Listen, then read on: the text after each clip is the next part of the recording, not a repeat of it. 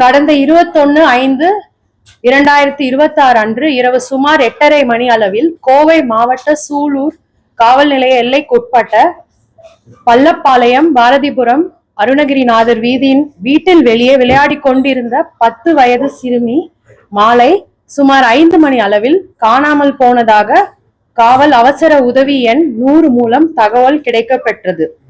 தகவல் கிடைத்தவுடன் காவல்துறையினர் உடனடியாக சம்பவ இடத்திற்கு சென்று விசாரணை மேற்கொண்டு புகார் பெற்று அதே இரவு சுமார் 10 மணி அளவில் குழந்தை காணாமல் போனது தொடர்பாக வழக்கு பதிவு செய்யப்பட்டது.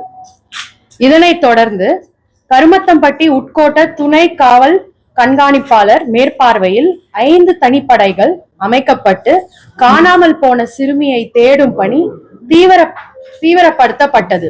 விசாரணையின் போது சிசிடிவி காட்சிகள் மற்றும் தொழில்நுட்ப ஆதாரங்கள் ஆய்வு செய்யப்பட்டதில் நாகப்பட்டினத்தை சேர்ந்த கார்த்தி வயது 33, தகப்பன் பெயர் காசிநாதன்.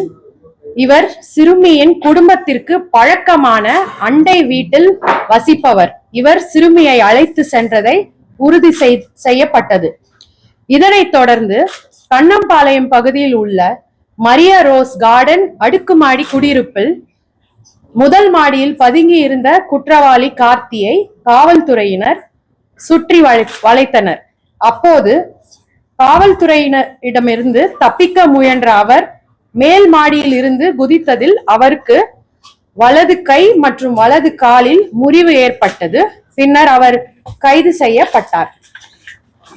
விசாரணையில் குற்றவாளி கார்த்தி சிறுமியை ஆசை வார்த்தை கூறி ஏமாற்றி அழைத்து சென்று பாலியல் வன்கொடுமை செய்து பின்னர் கண்ணம்பாளையம் குளம் அருகில் உள்ள தென்னந்தோட்டத்தில் கொலை செய்ததை ஒப்புக்கொண்டார்.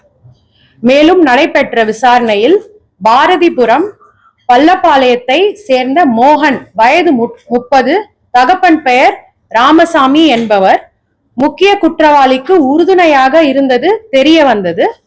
இதனை அடுத்து அவர் கைது செய்யப்பட்டு நீதிமன்ற காவலுக்கு அனுப்பப்பட்டார்.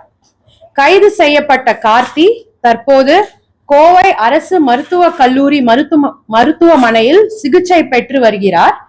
இவ்வழக்கு சிறுமி மீதான பாலியல் வன்கொடுமை தொடர்புடையது என்பதால் வழக்கில் போக்சோ சட்ட பிரிவுகளின் கீழ் அவர்கள் மீது கடுமையான நடவடிக்கை எடுக்கப்படும்.